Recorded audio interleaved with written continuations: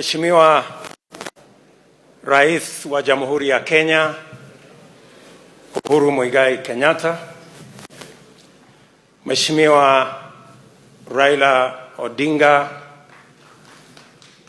Waziri Mkuu wetu wa zamani, ndugu yetu Mheshimiwa Kabudi, Waziri wa Mambo za Kigeni kutoka Tanzania, the Chairman of the Building Bridges Initiative Task Force, and your members, Your Excellencies, ambassadors, fellow leaders, and Kenyans, good afternoon. Hamjambo. I will not attempt to speak Kiswahili today because I do not command enough vocabulary to measure up to the standards that have been set. Therefore, I will restrict my English. This is yet another historic moment as we write a new chapter for our nation. Today, as Kenyans, we have come together from all shades to have a conversation about our present and to project into our future. I want to thank you, Your Excellency, and former Prime Minister, for the courage that you had and the patriotism that you displayed when you decided that it is time for us as Kenya, democratic as we are, belonging to different parties as we do, but to also have a conversation, not talking at each other, but talking to and with each other. And this is the moment, Your Excellency, that your initiative with Raila Odinga has brought us to. I want to say, as a leader in Kenya, that this moment of uniting Kenya that has become part of your politics will go down in the history of our nation, that you went out of your way in every turn and in every occasion to bring this nation together. A very big chapter of your legacy will be around uniting the country. And Your Excellency, we want to thank God for this occasion. And we want to thank you and the former Prime Minister for doing this, not for yourselves, but for us, the 47 million Kenyans. Your Excellency, the document and the proposals and the recommendations that have been put together by this able team will form the basis for a national conversation. A conversation, Your Excellency, where there is no greater or smaller person. There is no superior or inferior opinion. That all of us, as citizens of Kenya, can air our views openly, frankly, so that we can have an informed conversation. Your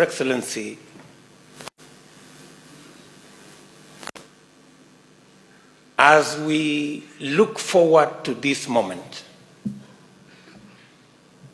it is important for all of us to know where we are, how we got ourselves here, and what are the options for us going into the future. I am very happy that the document, the recommendations, and the proposals that have been put forward that will form the basis of our discussion, to a good extent, Your Excellency, informs us on how to build institutions to get our politics away from personalities and ethnicities to institutions that will carry all of us, irrespective of who we are, where we come from, the language we speak, or the political party we subscribe to. Your Excellency, the building of these institutions stems from the position that all of us, irrespective of who we are, irrespective of the power we wield, we must submit ourselves to the rule of law. That all of us, to be able to build institutions, we must submit ourselves to the rule of law. We must respect institutions that have been set up. And I am happy that there are proposals on how to build and enhance the institutions of governance, that we will have a robust, maybe constitutional, opposition that will make sure that government is held to account. And that in a contest, there will be no losers or winners, that everybody ultimately will have a role to play, whether you are in government or in the opposition, in taking our country forward. Your Excellency, therein are proposals on how to manage all our other affairs, including positions and power. But as earlier speakers have said, we must be careful that we do not, this process is not hijacked by the political class and be made a subject of sharing positions or sharing power alone. This process must not address the divide between the politicians only. It must address the divide, the huge divide between the haves and the have-nots, between the people who have jobs and the millions of young people who are unemployed. We must, as a matter of course and as a priority, make sure that this document speaks to the majority of Kenyans, their fears, their aspirations, their challenges, and look for their solutions. I am very confident that we have what it takes to make sure that we make the best of this document. Your Excellency, as this process moves to the next stage,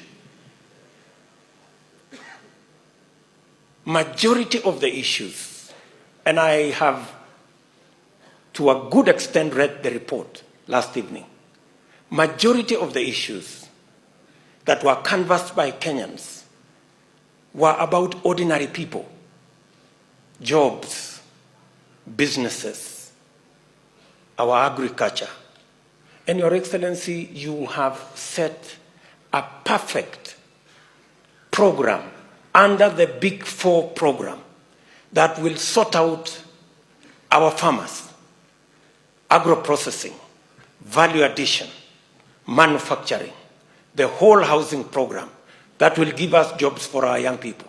As we embark on this process, Your Excellency, we should accelerate the Big Four program so that in it we can also sort out some of the challenges that were enlisted under the proposals that were made by BBI.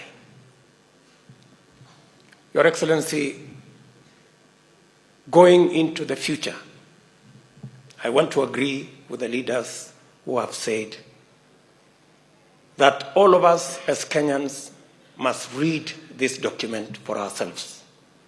We must interrogate.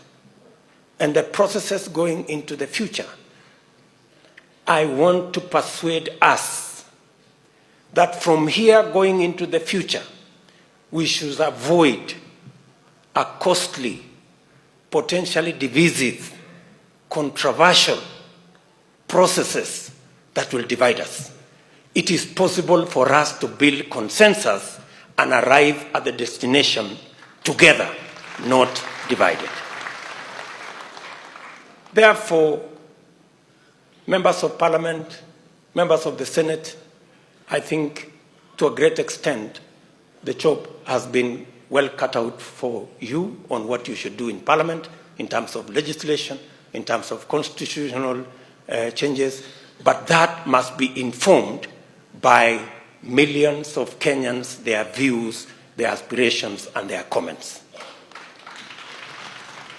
With those many remarks, ladies and gentlemen, let me now take this opportunity to invite the former Prime Minister,